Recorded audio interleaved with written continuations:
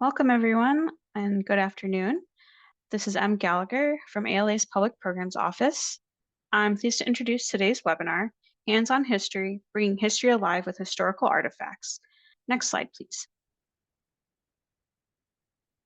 Today's webinar is a presentation of ALA's Public Programs Office with support from ALA's Cultural Community Funds in cooperation with the American Association of School Librarians.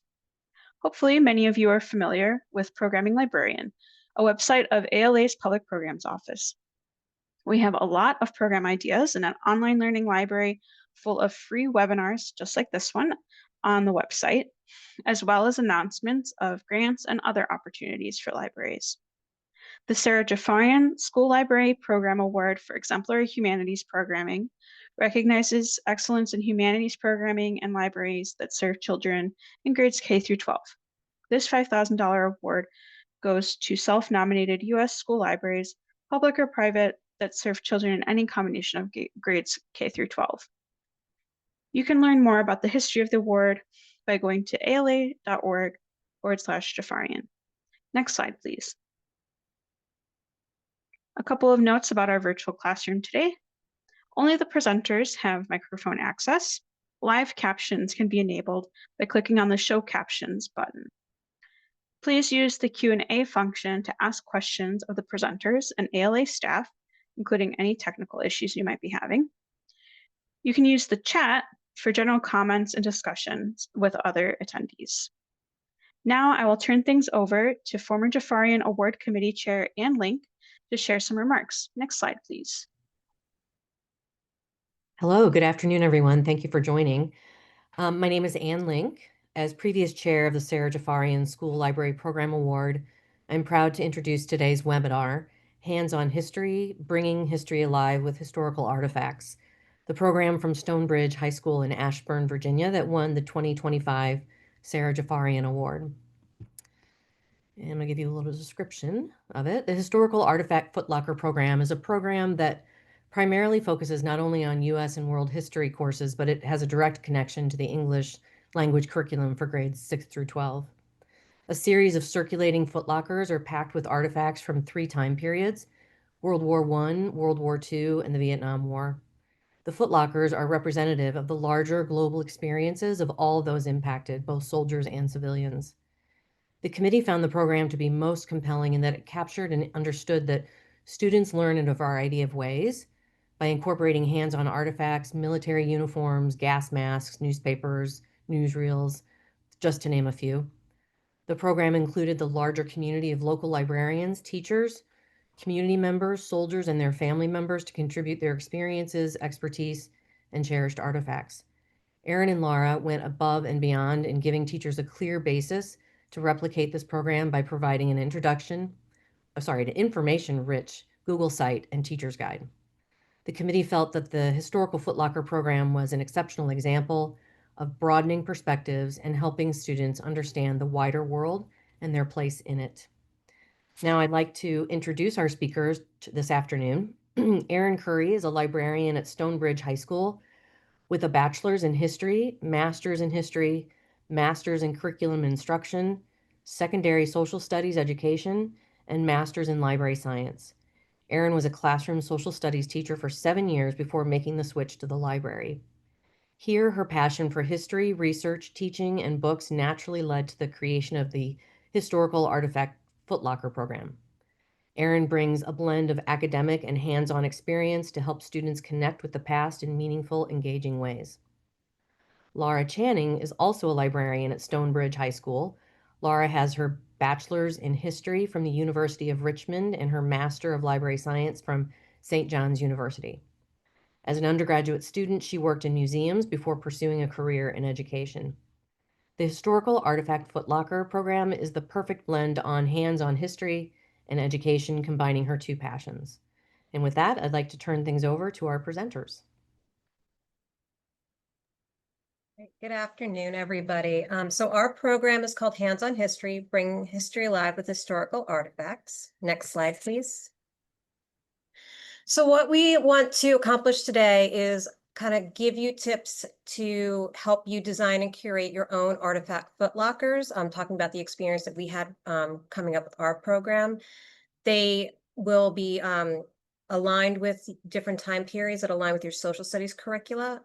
We want to identify strategies for selecting, obtaining, and presenting artifacts to support historical inquiry and historical thinking skills, and develop lesson plans to transform library spaces into interactive learning environments that promote curiosity and deeper understanding of history. Next slide, please. So a little bit about our school. We are a 9 through 12 public high school in the suburbs of Northern Virginia, about a half an hour outside of DC. We have about 1,600 students this school year. And we are fortunate enough to have a flexible library schedule. So our school day has 4 blocks per day, about 90 minutes per block. And we schedule classes during that time. And last school year, we had over 5,600 book circulations. We had 428 classes that we taught in all 8 of our departments. And we had over 12,000 students make passes to visit the library during the school day. Next slide, please. Okay, so we're going to jump right into what we've created. Our historical artifact footlockers are representative of a variety of time periods. We've actually expanded a little bit since we actually went up for this award. So at this point, we have an American Revolution footlocker, a World War I, World War II, and Cold War footlocker, which was formerly our Vietnam War footlocker, but more on that later. And our goal when creating this program was getting real history into the hands of students. And our kind of primary focus is how do we make history fun, engaging, and exciting, and not just a boring timeline of events that students don't really connect to. So last year when we had our 3 footlockers, World War I, World War II, and Vietnam, our footlockers were used 47 times in our building. So that's multiple teachers, multiple footlockers. That was our 10th grade world history and 11th grade US history classes. They were borrowed by 10 different secondary schools in the county. And in our first year, we checked out our first footlocker in February. So from February to June, they reached about 4,000 students, which was very exciting. Next slide, please. Okay, so how did we get started on this? So Erin and I, as you saw from our bios, are both history people. Yes. We, like Erin said, we want to make things tangible and real for students as much as we possibly can. So Erin had created something like this in her former district, and we started talking about it. And we would like to borrow things from local historical societies and libraries or actually historical society and museums that have these footlocker programs, but they're really hard to get because they book up very, very quickly. So we said to each other, like, why can't we just make this? So we reached out to our library supervisor at the county level and we pitched her our idea. And she had us put together a wish list so she could see how much money she could give us. She gave us about $500 to get started. So the starter pack bought us the actual box that was going to house the artifacts, white cotton gloves, because we want to give the kids as much of a museum experience, curator experience as possible. And we also want to keep the artifacts in good condition, and the oil and dirt on your hands will degrade the artifacts over time. We bought binders for the teacher guides. We bought page protectors for the artifact dossiers that we'll get into a little bit later. So that was how we kind of like got off the ground with it. Next slide, please. And then we started doing the fun stuff. What are we going to put in these footlockers? Mm-hmm. So we looked at our social studies curricula and we wanted to get the most bang for our buck. So we started looking at what is taught, what topics are taught, and we included our middle schools as well. So we wanted to include as much secondary students as possible. Next slide, please. So we looked at 6th, 7th, 10th grade, and 11th grade. So 6 is the first half of US history, 7th is second half of US history. 10th grade is world history, 1500 to present, and 11th grade in Virginia is Virginia and US history. So what topic was taught the most in each one of those? And we looked at that, and it was the Vietnam War. And the Vietnam War is a hard thing for young people to understand because you're dealing with the Cold War. They don't understand what the Cold War is. They're like, it's a war, but it's not a war, but we're fighting all over the world. And all of a sudden there's this proxy war, and all of a sudden we have like a domino theory happening, and we're in Southeast Asia, and why are we there? So we also picked that one because it's the closest to us in time period. So we thought we would be able to find artifacts and replicas a little bit more easily than if we went all the way back to something that happened a couple hundred years ago. Next slide, please. So we started off with that. One of our pieces of advice when you do something like this, you might have to pivot. So as soon as we got that Footlocker together, ready to go, it was borrowed by a bunch of teachers at a bunch of different schools. Virginia decided to change the curriculum for the Vietnam War and basically kind of removed it. So in world history and in US history, I think the only standard in there is they need to know who Ho Chi Minh was, and that's it. Yeah. So we were like, okay, Vietnam War is not going to be super relevant. So we changed it to the Cold War. So we expanded that Footlocker, and we had actually started collecting things from the Korean War just for funsies because we thought we were going to do a Cold War one anyway. So we were able to then combine that into one Cold War Footlocker. We also started talking over the summer, and we realized that Virginia and US's 250 birthday is coming up, the semi-quincentennial, which is my new favorite word. And we were like, we really need to do something with the Revolutionary War.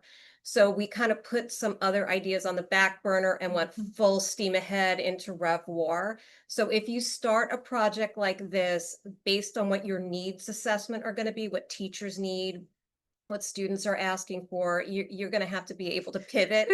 And so that's our biggest piece of advice on that one. And as you can see in our screenshot there, we just ended up texting each other all summer, and anytime anyone posted anything about the Revolutionary War, we just saw it as a sign that that's what needed to happen next. So definitely be prepared to just go with the flow. We're like cats with a laser pointer sometimes. Yes. Next slide, please. All right, so pretty much the number one question we get from students, teachers, anyone who hears about the program is, where do you find this stuff?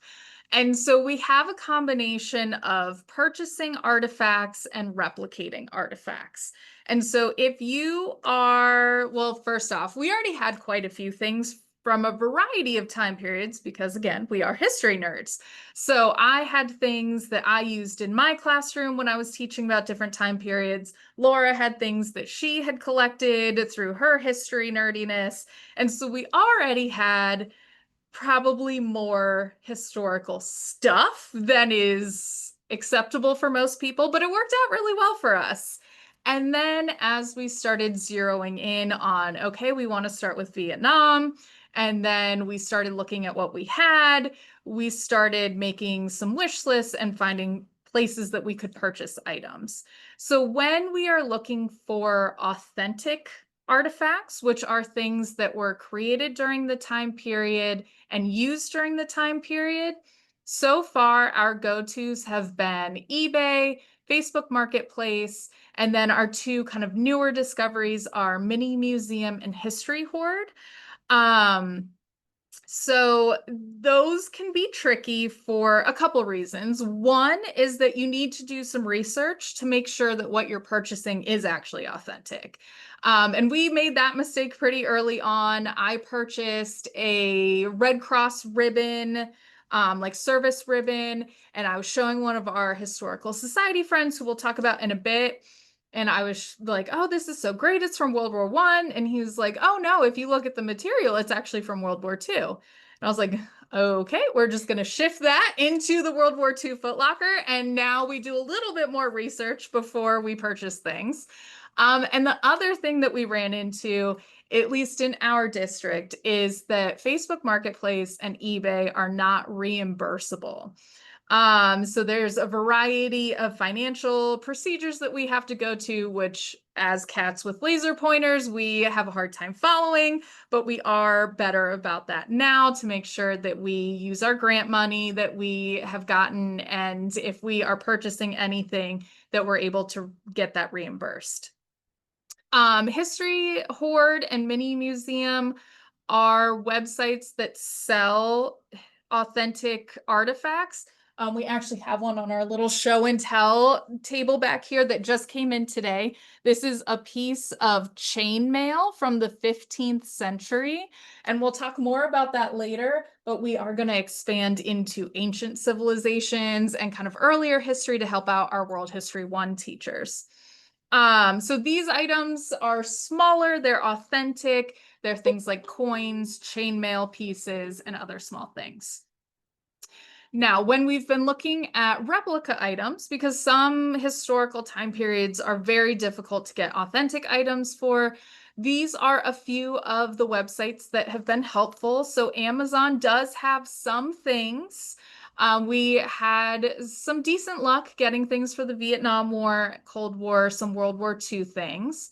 Townsend's was really good for our Revolutionary War. We were able to get a Revolutionary colonial soldier's jacket. We were able to purchase a dress, and then some other small items that a soldier would hold on to and carry with them.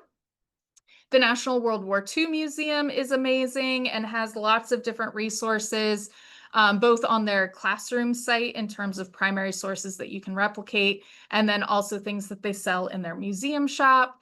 And then, because again, we can't stay focused on one thing, we recently started looking into expanding into westward expansion, and we found that the Command and General Staff College Foundation had items there that are replicas of Lewis and Clark items and other things that we can use for that. And people always want to know how much things cost in terms of individual items and the entire Footlockers themselves. So before we got our ALA grant, we were working either within our own budget, our own money, or very small grants. And so I think the most expensive item that we purchased before we got the ALA grant was about $75. Some of them were uniforms from the Cold War or gas masks from World War II, kind of older things, but not very big. Since we've gotten this grant, we have been fortunate enough to be able to make some larger purchases. So we were able to get our Revolutionary War coat. That was one of our more expensive items. It was about $300. And then we were able to purchase some traveling poster exhibits, which we'll talk a little bit more about. We do try to be very thoughtful about what we're purchasing because we do know that we have limited money. So we try and make sure that we are comparing how much things are costing, how much of a curricular connection they have, and making sure we're getting the most meaningful items that we can. Next slide, please. We also do a lot of replicas that we do ourselves. So we use a wide variety of sources. All of these are things, different sites that we've used to find high resolution images of all sorts of things: newspapers, diaries, draft cards, certificates, government documents, all sorts of things that we can then download and print on our own. So we, as part of our grant, purchased things to make our own documents, different kinds of cardstock, different things that we can use to make things. We try to use a lot of local resources in particular. So we'll see lots of Virginia-focused things on here, but then we also use national organizations like the Library of Congress. Next slide, please.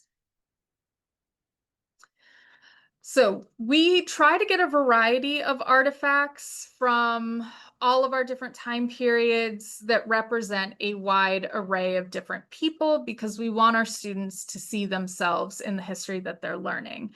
So while we do try and get a lot of documents that we can easily replicate, we also try and get those bulkier, kind of more fun items. The kids really like trying on clothes. So if you want to recreate this, make sure you get a hat or a jacket at some point. We also want to make sure that we are showing documents, letters, diaries, posters that represent women, people of color, underrepresented groups in whatever area of history that we're in. Next slide, please. Another thing that's been a great benefit to us is we've had community partnerships. So our local historical society is called the Virginia Piedmont Heritage Area. We were put in touch with them through our social studies secondary supervisor. She reached out to them and said, "Let me introduce you guys." So Travis Shaw is the director of education, and also Ian McDougall, who's now their executive director. We invited them to come out because we're like, we've got this idea for this Footlocker project. How can you help us? So they came out and they gave us some pointers, like Erin said, told us. I think we also had like a gas mask canister that was in the wrong war, which is a benefit for being cast with laser pointers because we could just take that and move it to a different Footlocker. Yes. So we've worked with them. They've been able to get some material for us as well. Like they've got, oh, I've got this Civil War newspaper laying around. Do you want it? And we're like, yes, of course we do. Of course. They also have been able to make local connections for us. So again, we're very blessed that up in Loudoun County, Virginia, lots of stuff has happened here. So the Revolutionary War, lots of information about that. The Civil War was basically fought in Here. Loudoun County. So there's lots of rich local history there. We actually got them to come and visit our students as well. We found out that they do reenacting, and we were like, "Hey, friends, come and do reenacting for us." So they've done World War I, and we just had them out doing the Revolutionary War. Yeah, all last week they were Yeah. here being revolutionary soldiers and nurses. It was amazing. It was amazing. The other partnership we have is the Thomas Balch Library, which is a public library in the next town over, Leesburg, Virginia. They're a historical and genealogical library. So we actually, I think Travis Shaw put us in touch with them. So it is sort of like, you get to know everybody in the community that's, your history friends. They have started curating artifact boxes for us, or manuscript boxes for us. So we just did one last week. Right back here. That's our skeleton. That box is from the library. It's all primary source documents. So it's a lesson teaching students how to interact with primary sources, really boiling down to like, what is a primary source? And that is a local unsolved mystery. They found a skeleton behind the old A&P grocery store, and they don't know why that skeleton is there. So it's interesting to see the kids have to work through this. So it's a little bit of true crime while they're learning how to read primary sources. And they're putting together a box for us in the next couple months that's all local Civil War resources. And we'll have our US classes come down, learn about primary and secondary sources, and get to investigate that. So even though, like, again, we're very blessed that we live in such a history-rich area, everybody has a historical society. Yes. So I really recommend reaching out to them. They sometimes are very eager to help you because especially in the winter months when there isn't a lot of tourism and local museums, they get a little bored. So they'll be really happy to that you're interested in local history. Next slide, please. So how did we get teachers on board with this? Because sometimes we always say in the library, we feel like carnival barkers. Because we have a flexible schedule, so teachers don't have to bring their kids to us. So we need to get out there and advertise ourselves. So we have signed up for just about every professional development opportunity that there is. Yes. There are county ones in the spring and in the fall. We've hooked up with our social studies county level people. So we've done them for social studies teachers. So that was a way of getting the word out to people outside of our building. Last year you did English I and did, library. right. So I did it with a lens of teaching historical fiction. So that was, I had English teachers and librarians in there. Another thing we do is we try to make them as easy as possible with plug and play resources. So if you borrow the Footlocker from us, it's going to come with lesson plans. Basically, all they would have to do is make copies. And we were going to talk a little bit more about what the resources look like. And then like we said, we loan them out to any secondary school in the county. So it's in our Follett Destiny as an interlibrary loan. Getting the Footlockers to and from places can be a little tricky because we don't send them through we call it the Pony, which is our inter-office mail. We will deliver them and pick them up from people. If the schools are close enough to us, sometimes they come to us, sometimes we go to them. We are a large county though, so sometimes we pick a place that's in the middle and we meet up and then we can sort of hand things off. Next slide, please.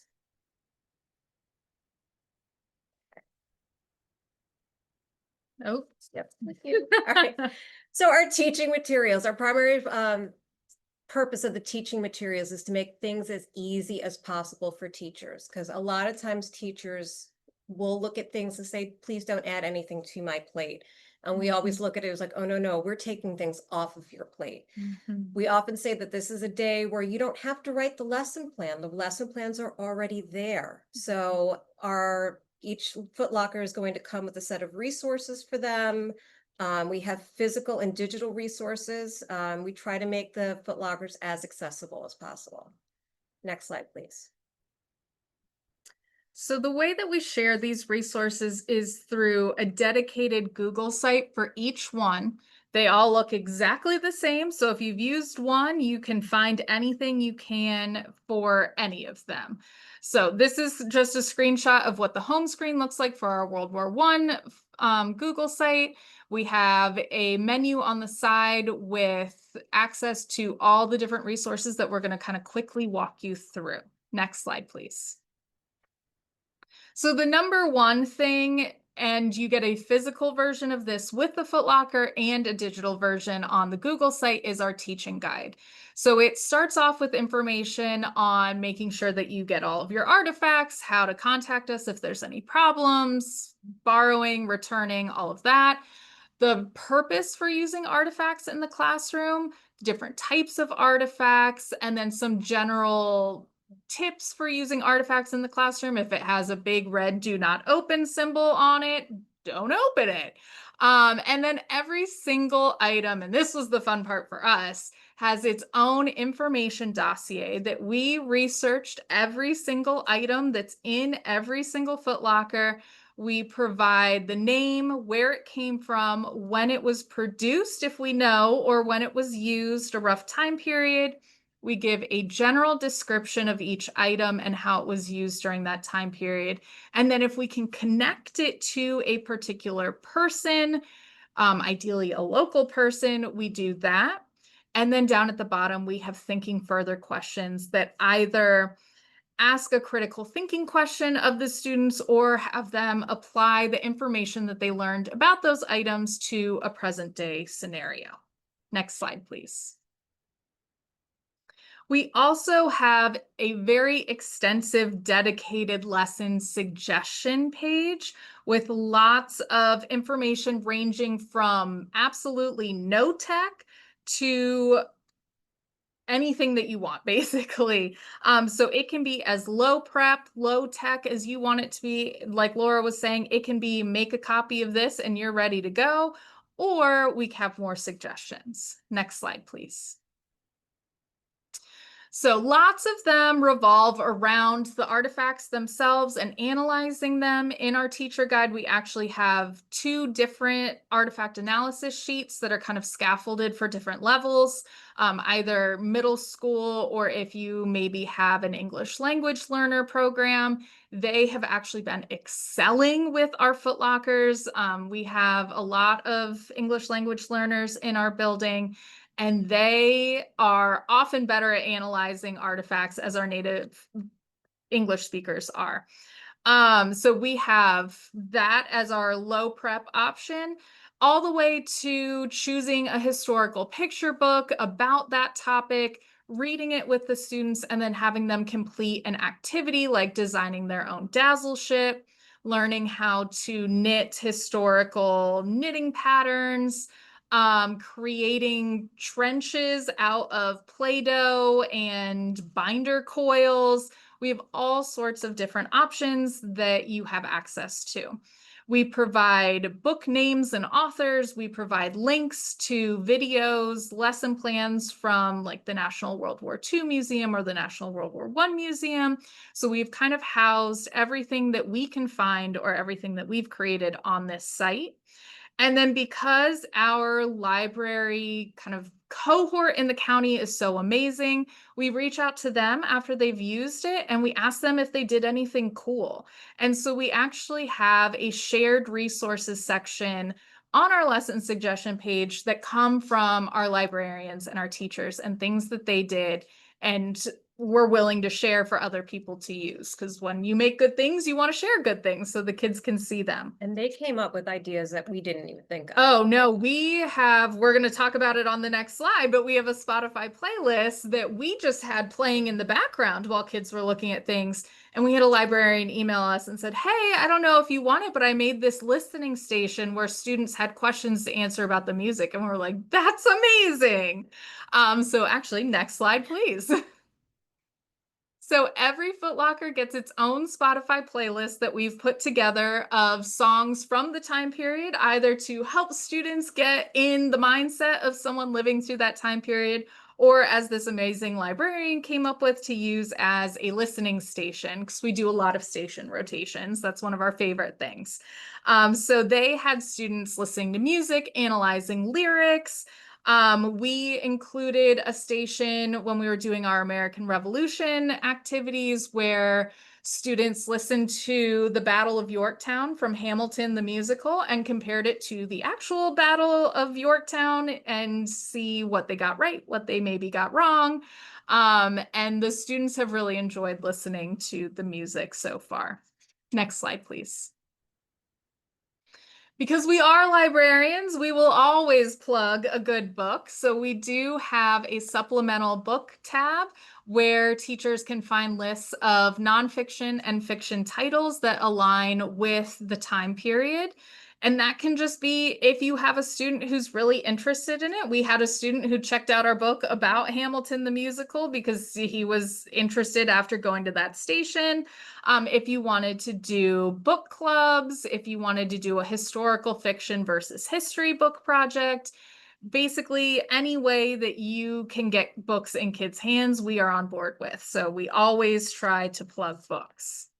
Next slide, please. And then the last section of our Google site is our artifact inventory and our feedback survey. One of the first things students always ask when they're touching the artifacts is this real? And we don't put whether an artifact is authentic, replica, or surplus on the artifact dossiers, but we do put it on our artifact inventory just because we want them to be careful with everything, whether it's authentic or not. But if they ask their teacher, the teacher would be able to tell them.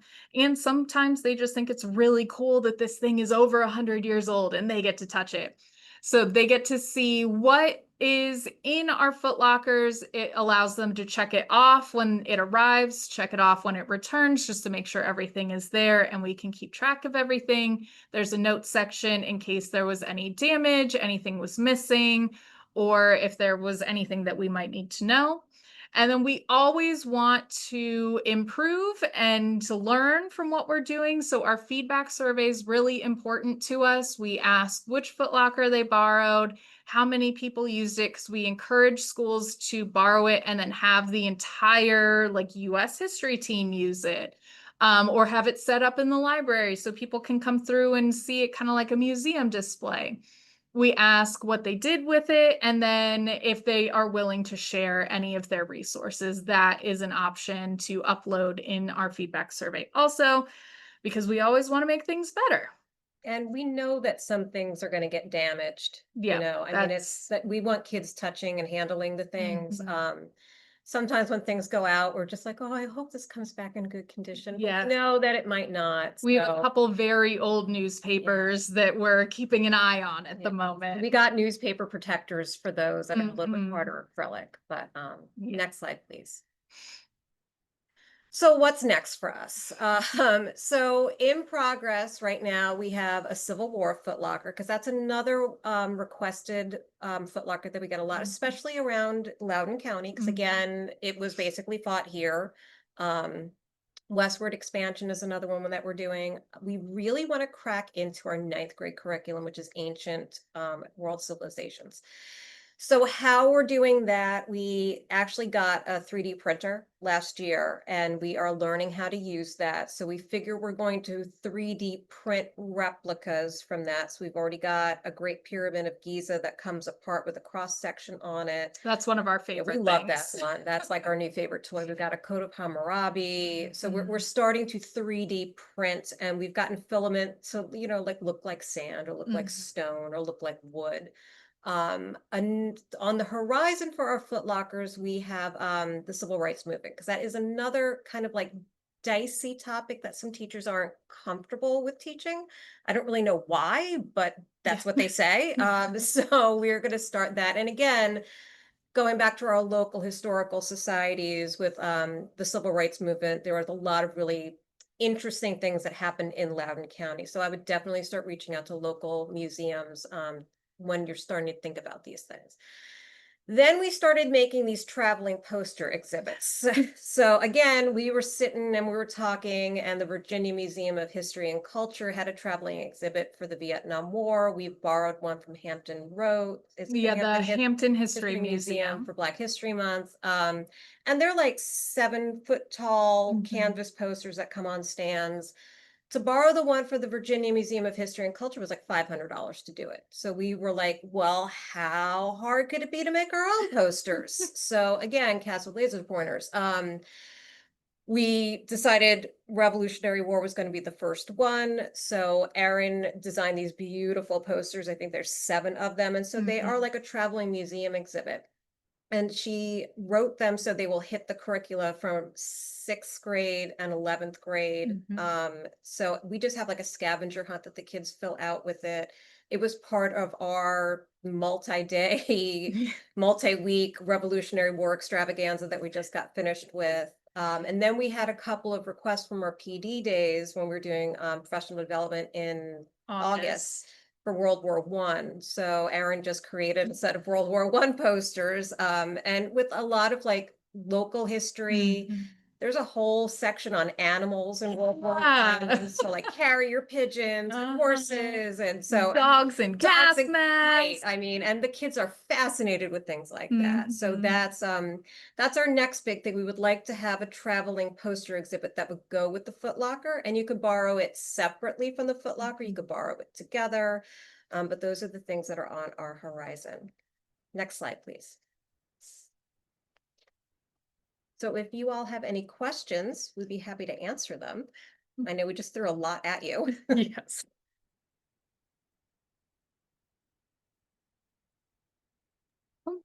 Thank you both so much for such an insightful presentation. Folks, if you have questions, please put them in the Q&A. That will be easiest for me to keep track of. But I'll try to keep an eye on the chat too, if any come in through there. To start, C. Noah Elrod has asked, are individual items cataloged separately or as a unit or in some combination? That's a good question. So we have each footlocker has its own record. And then within that, we have a list of items, but they are not cataloged separately. So I guess as a unit, as a footlocker, and then we have lists because at this point we have multiple World War II. Yes. Oh, I thought I was muted for a second.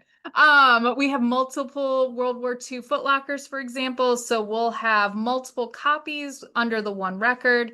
And then we have a list of the items that are in each footlocker because they are actually different.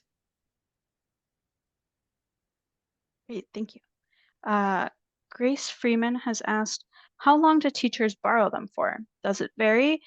How do you keep track of who has what or who wants what next? Is there a request form?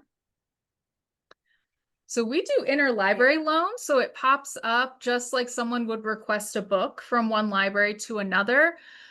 Because we've run into our system has dedicated travel days built in, which has thrown off our request system a little bit. We actually, when we get a request, we'll email the person just to confirm that they got the dates that they wanted. And we also share the Google Sites with them. And then we actually have a paper calendar that we keep track of all of it on. And that way we're able to see, because sometimes we'll actually send a Footlocker to one school and then a school 10 minutes down the road wants it from them. And we'll actually have them hand it off to the other school. So it's been easier to keep track of on a paper calendar, which sounds so low tech and But like, it's right in front of us so we can see it. yes. Buried somewhere in our catalog. Yes. So usually they keep it for about a week. We've had some keep it a little bit longer.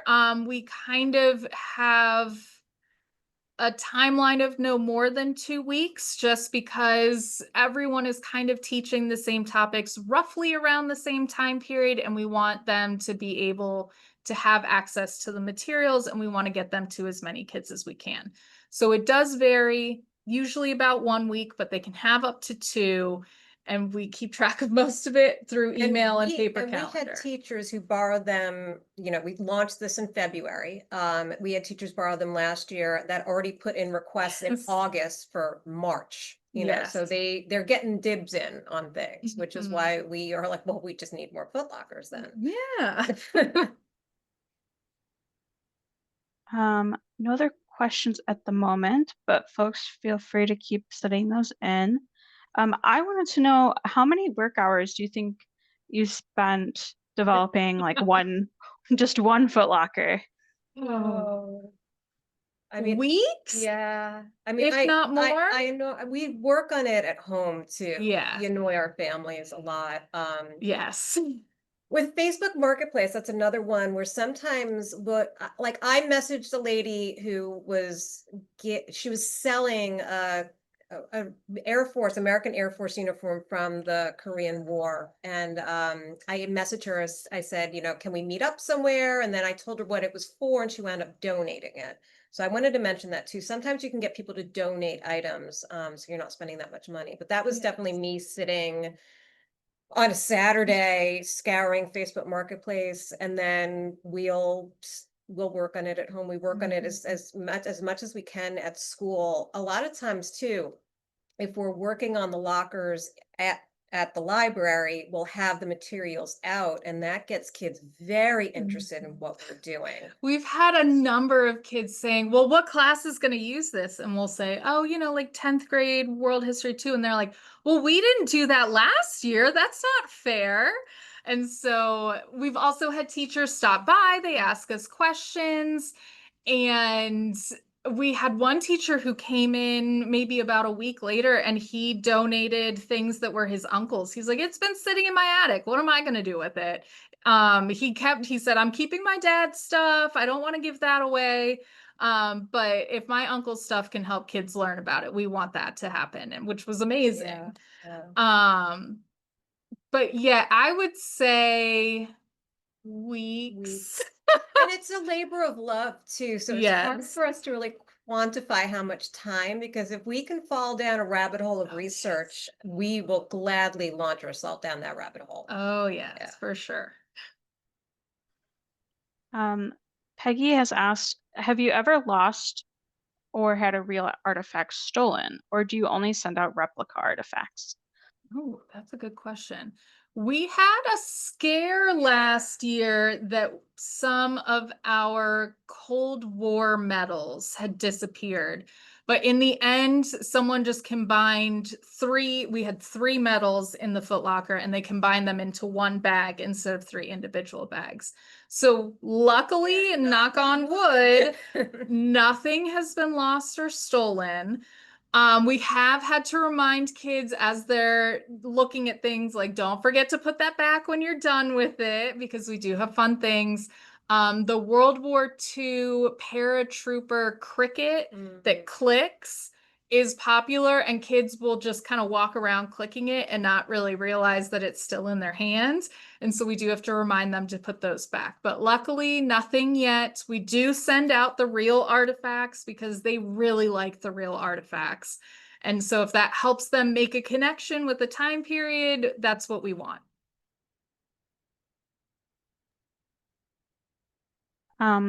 How do you handle multiple schools asking for the same kit? Is there a wait list?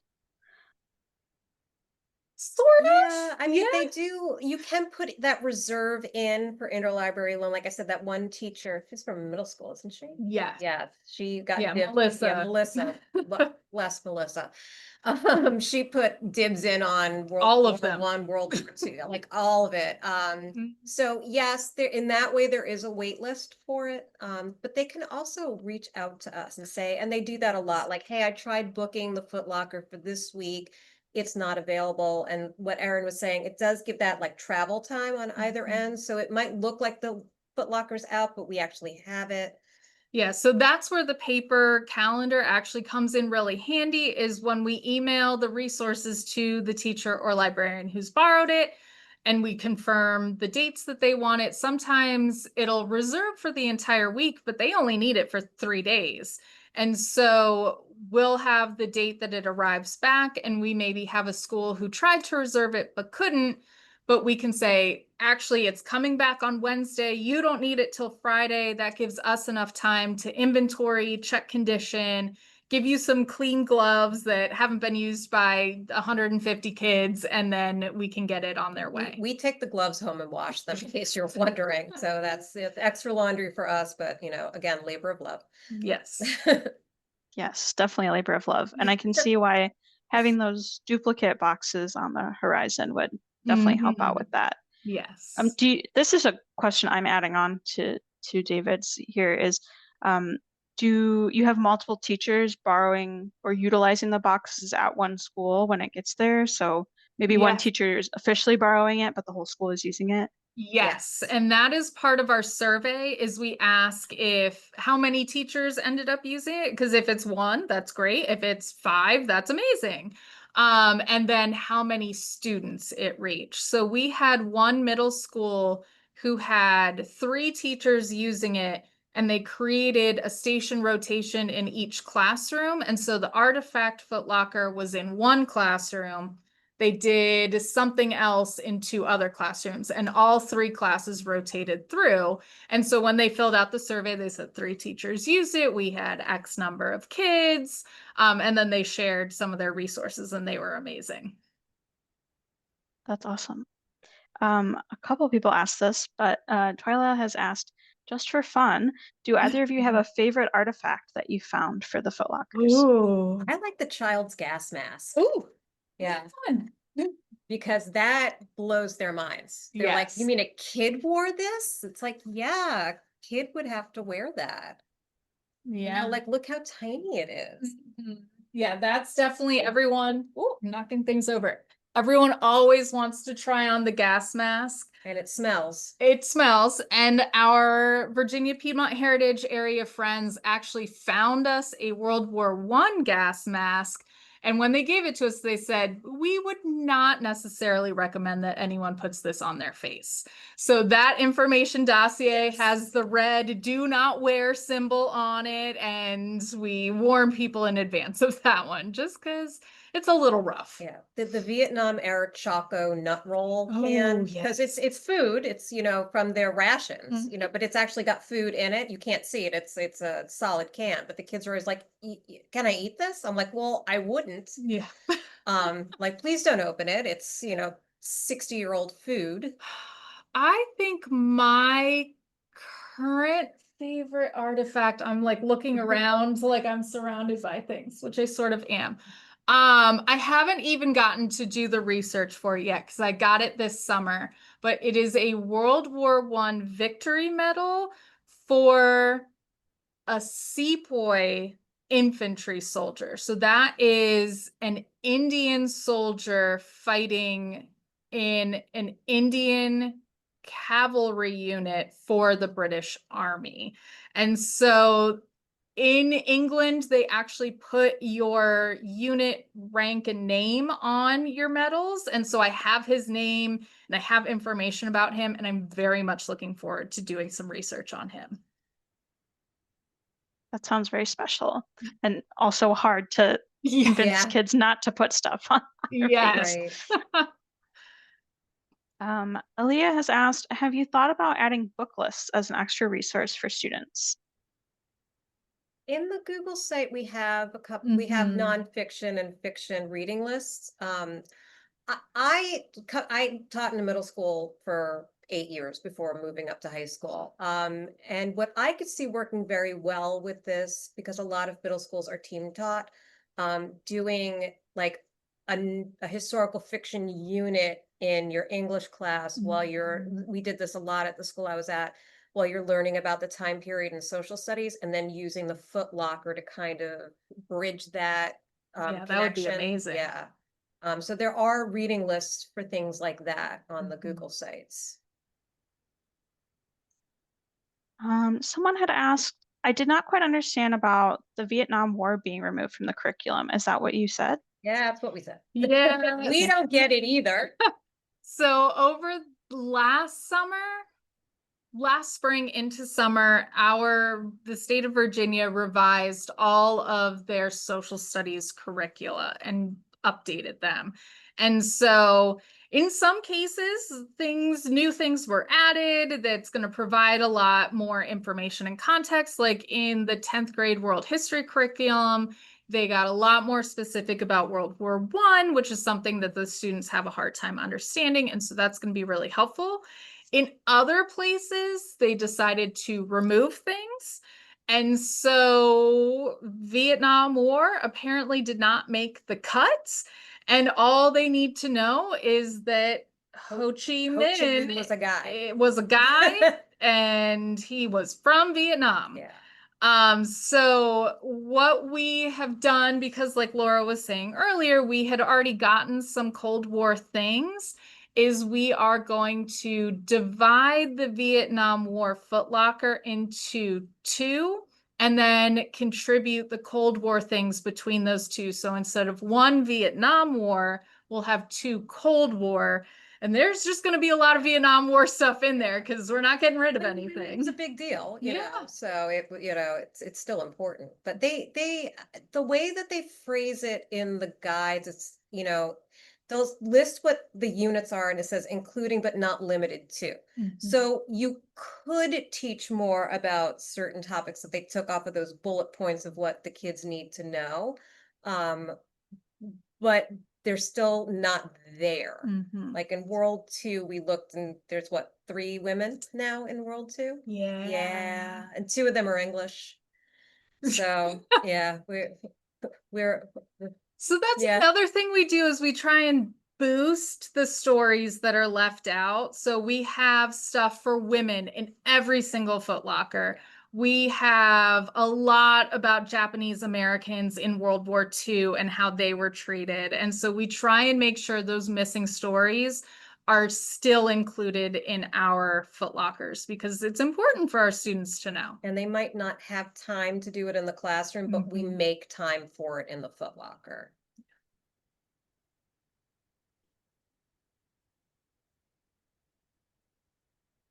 Just looking to see. I don't think we have any other questions right now, but that was sort of a rapid fire list of questions. We have just a couple minutes left. I guess I will wrap things up with this question. Do you have any tips for folks who may not be as history oriented or history nerds, as you'd call yourself, for getting started with something like this? Who they should try to partner with, or you have a lot of good resources of where to buy the artifacts, but maybe just really like how to get started in their local community. That's a great question. So I personally would start with your curriculum.